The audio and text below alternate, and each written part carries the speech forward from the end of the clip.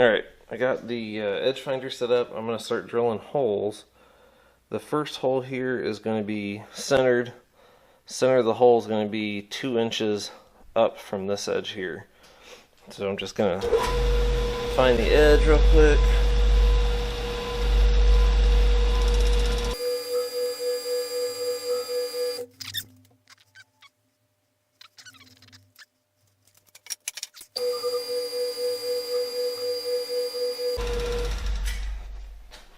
Alright, and that is centered up on the edge right now.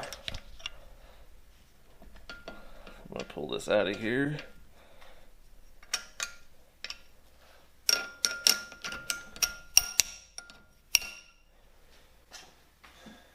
And I'm going to figure out what I'm going to punch the hole with. I have an annular cutter that's a 1/2 inch annular cutter. I think I might use that, but I'm not sure. I'm going to check and see if I have anything else that looks better. If not, I'll come back over with the annular cutter and punch. This one just has a 1/2 inch diameter hole that's 2 inches from the edge, centered on the piece. So let me get that set up and I'll bring it back.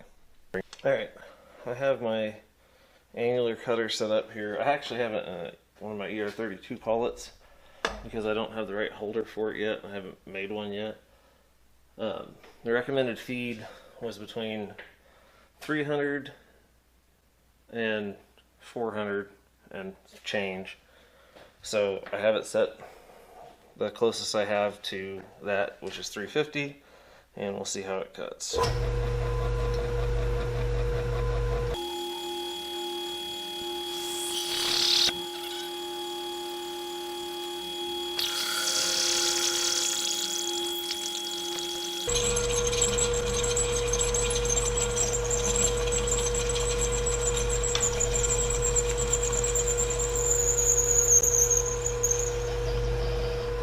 And we're through. I must admit, I really like annular cutters. These chips are cool. The hole isn't that bad. I mean, it cut it without squealing or screeching or anything. So I am pretty impressed with them. I'm going to get this cleaned up and get the other pieces in here that need holes. Alright, I got the first piece set up here. I'm still centered off the 1 inch off this back jaw here. And what I did was I put another parallel up against the edge of the vise here. Touched off with my edge finder to find center, or find this edge. And then I dialed over 1 inch. Each of these plates are 1 3/4 inches. And the drill hole is going to be 1 inch from the edge. The hole's going to be 17/32. It's for a 1/2 inch hardware, so I want to leave it a little bit oversized. Not too crazy, but enough to where if there's a little bit of misalignment, it'll still work. So I'm going to drill it, put the next one in, butt it up against a parallel, drill it, and then the next piece is the 1.812. It's going to be, I think, 1 inch off the front edge. And all 3 of these holes are the holes that mount the bracket to the vehicle, so they're all going to be just over 1/2 inch. So I'll go ahead and get started. I've got a center drill in here now. I'm probably going to take the center drill to where the tip pokes out the backside, and I start to get a little bit of a chamfer cut on the top edge of the hole. And then go in with the 17/32. I might have to step it from this, but I want to see how it is with this setup. If I can get away with just drilling twice, I'd rather just do it twice. So let me fire her up after I find my handle here. Get the height set here so it's in an area I can control easily enough.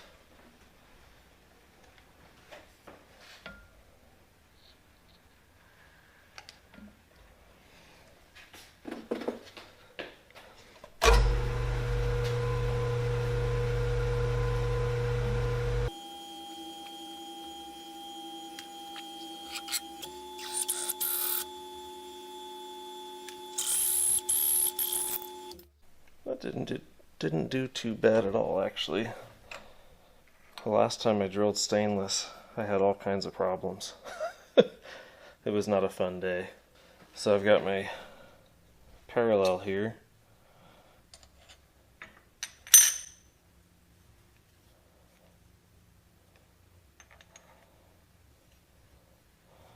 All I'm going to do is just come up,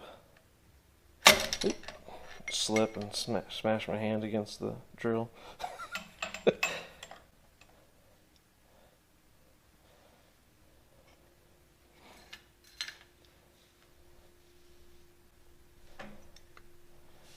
Okay, now I gotta take this out, switch back over to the center drill, and rinse and repeat.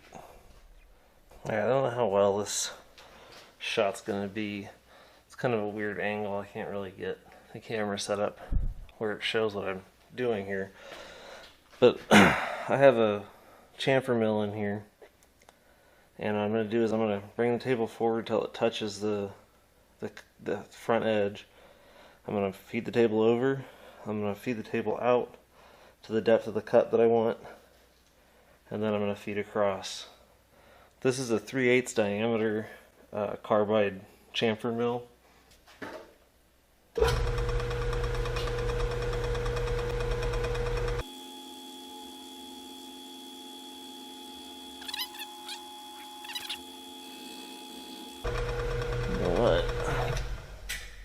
I'm seeing a little bit of wobble here. I think I'm going to switch out the ER32 collet chuck and go back to my 3/8 collet for the spindle here, because I don't like that little tiny bit of wobble, and I don't want to spend any time screwing around with it, trying to figure it out.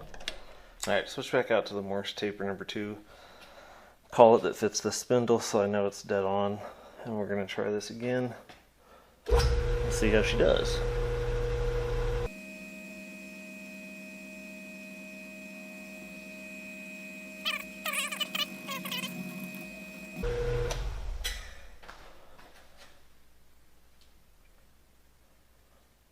The way that's sounding.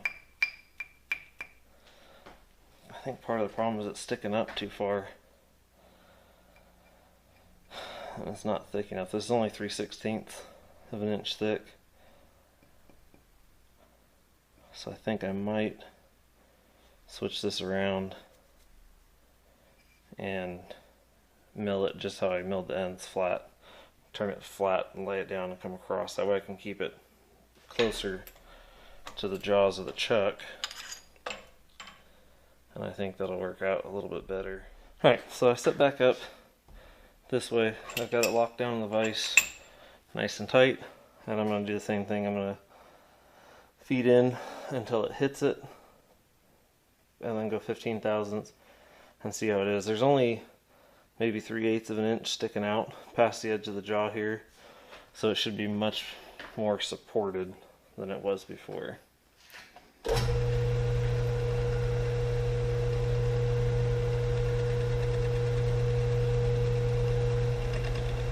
Alright, so that's touched there.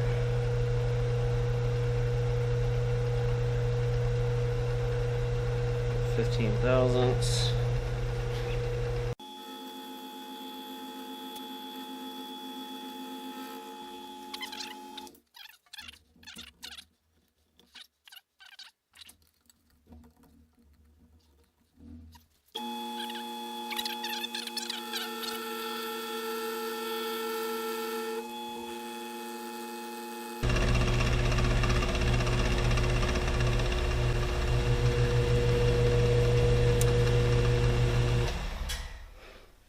You know what? So I'm doing this. It's leaving a really nice finish. I'm really liking the cut, but I think it is going to take forever. And I think I can get a flat disc on my angle grinder and just V it with that, and I think it'll be much quicker and just as effective for the intent of having that angle cut there. So I'm going to flip over to my welding bench, take these over to the vise over there, and get a flat disc on my angle grinder, and we'll get to work on it. Alright, so I'm over here at the welding table. I have the two pieces clamped up in the vise. I have them flush level with each other. And I'm just going to get my angle grinder. I got a brand new flat disc, never been used on anything. And I'm just going to slowly skim that back and forth until I have about a 1/16 of an inch of flat left on the top. And then I'll switch over to one of the last of the pieces that I'm going to do. I'll leave one of them in so that they all match up pretty closely. And then I've got this one marked here, which is the edge of that where the V needs to be. So all I have to do is grind this corner here off up to that black line, and that'll be the width of the plates that I'm or tabs that I'm grinding on right now. Very important. I know I've slack at it sometimes, but safety glasses. I have regular prescription lenses that I often wear and don't think about it. And the other day I was grinding underneath the vehicle. I had my face shield on and I had my regular glasses on, and actually I wasn't grinding, I was using a carbide burr, and I got a metal shaving that went inside my eye. It hit my cheek and bounced right into my eye. And if you've never had a metal shaving in your eye, it is miserable. Thankfully it came out without too much scratching. Itched for a couple days, but other than that I was really lucky. So from now on I wear full safety glasses and a face shield anytime I touch my grinder. I should probably at least wear my safety goggles when I'm on the lathe and the milling machine, but definitely running a grinder of any kind. So I'm going to turn the camera so you guys can see here what I'm doing.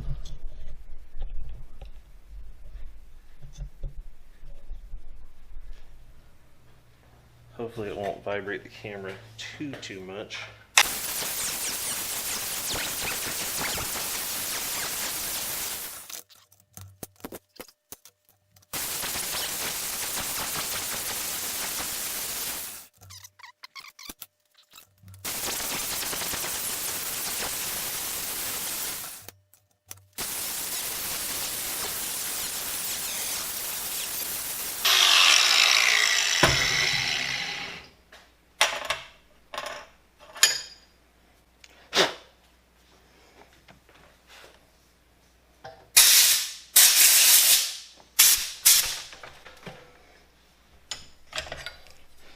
So the way these are going to go together is like that right there, and that leaves me with a perfect little V to fill in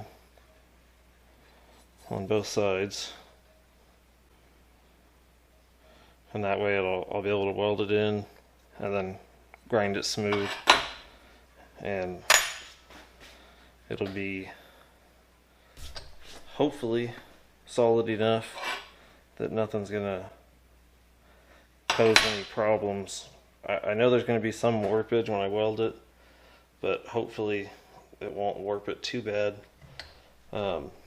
Really the only parts I'm really worried about warpage on are these two here in the front, because the welding is going to be done on the outside and I think it's going to want to flex out. I figured I'd bring you guys over so you can see how I've got this set up.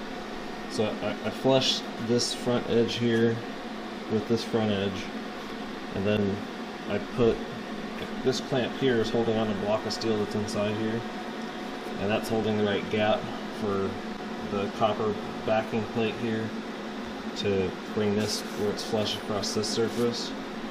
So I'm gonna get my gloves on here.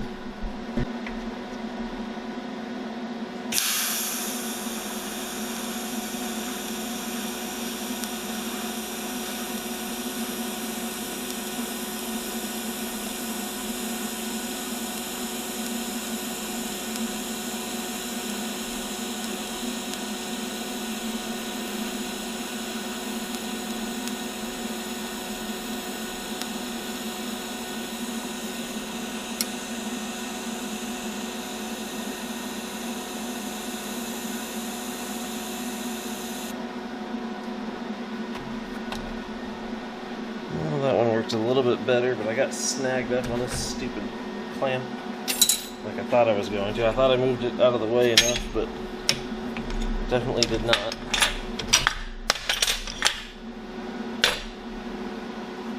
Alright, our next piece is this one that goes down here. I don't know if I want to keep the same setup or not. Looks like I might be able to get away with using some blocks here to get this up to the right height to weld it in place. We'll see.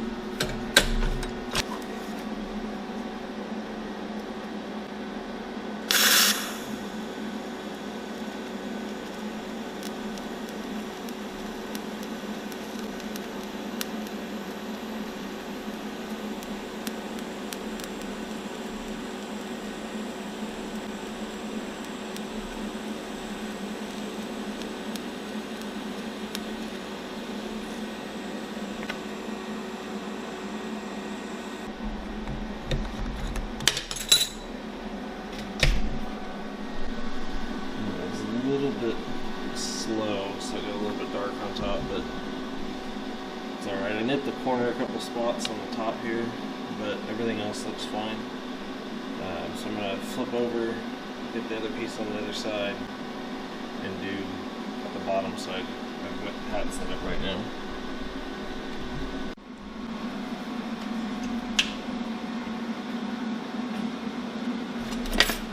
Alright, let's see how this goes.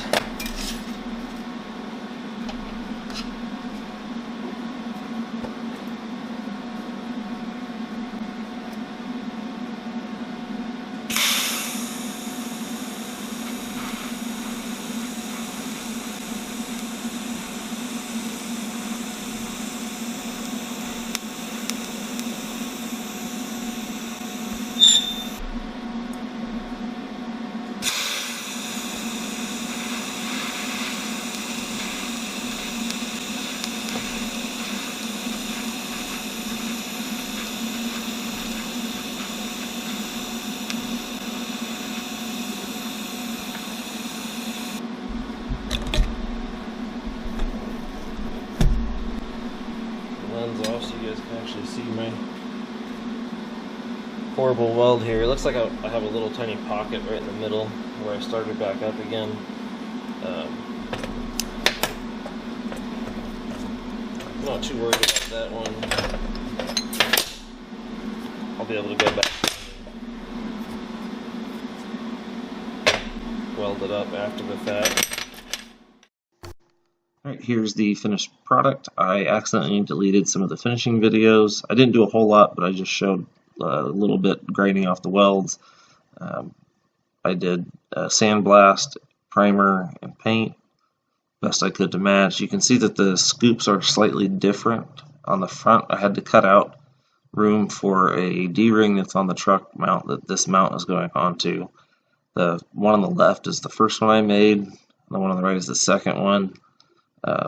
The one on the right you can see is slightly bent on the back side. That had to be straightened out before it fit. I didn't catch that when I was doing it, but the mounts worked fine. The National Guard unit is happy with them. They got them mounted up onto the truck. Here you can see where that D-ring goes, why I had to cut out that little scoop, because it just wouldn't fit over there without that cutout being there. The unit has tested them out and they're happy. So hopefully this will bring me a little bit more business and I can find a way to streamline the process and make these a little bit faster. So I hope you guys enjoyed the video. Thank you for watching. Please like, comment, and subscribe if you like what you see.